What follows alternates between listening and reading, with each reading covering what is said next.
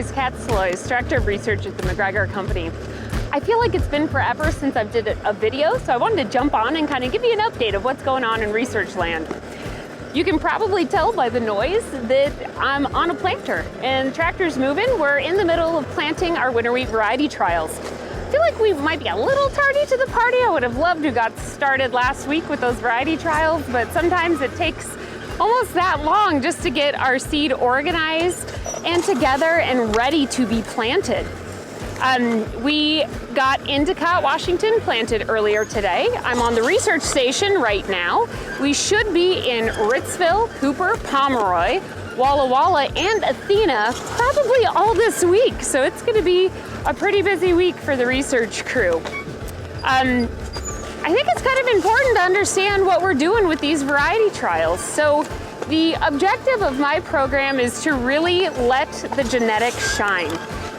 Meaning that I want my variety trial locations to be quite high yielding. And we got that this year. We had 4 locations go 150 bushels. So when I'm planting a variety trial, we're running at 1 million seeds per acre. We're running a full rate. I run 7.5 gallons of Kickstarter. We have stabilized nitrogen, M-struct, phosphorus, chloride, zinc on the seed. We're really going after yield in these variety trials because we want to see what we're capable of. And 2020, I think, was a great year to see what we were capable of. We had record-setting yields across most of the region. And it's kind of interesting, when I talk to some of the old guard on why exactly that happened, a lot of it goes back to the ideal grain fill conditions that we had this year. And that's really hard to debate, or hard to dispute. When we get May and June rains, our region does phenomenal for yield. However, if we don't get the sage set right by getting our fertility plan and our weed control in place for the fall, we cannot take advantage of the ideal conditions that we get from Mother Nature. And this year, I think that was on absolute full display.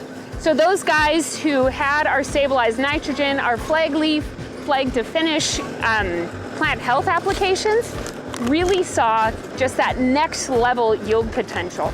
So I would really push you to think about, how are you laying that appropriate foundation? Are you getting your seeds per acre right? How's your starter fertilizer? Is your pre-plant fertility on? What are you doing for your herbicide plan this fall? If grassy weeds were a problem for you, so I saw quite a few pretty bad problems with wild oats, Italian rye, downy brome. Something that those May rains, June rains really brought was, man, we just kept getting flush after flush after flush of those grassy weeds. And now we got to think about how we're going to, in many ways, correct the issues that were made in 2020. In my opinion, that's really where we need to be thinking about our pre-emergent herbicide program and really how we can stack several pre-emergents into that. So that's going to be a major focus of our research trials this year. But anyways, I wanted to wish you a safe and prosperous planting season.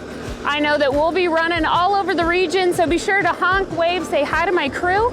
If you have any questions about how we're managing our variety trials and how we're really trying to push some of our yield components, please get a hold of myself or your McGregor account manager, and we'll be getting some updates, hopefully pretty darn soon. So good luck and hope for some rain.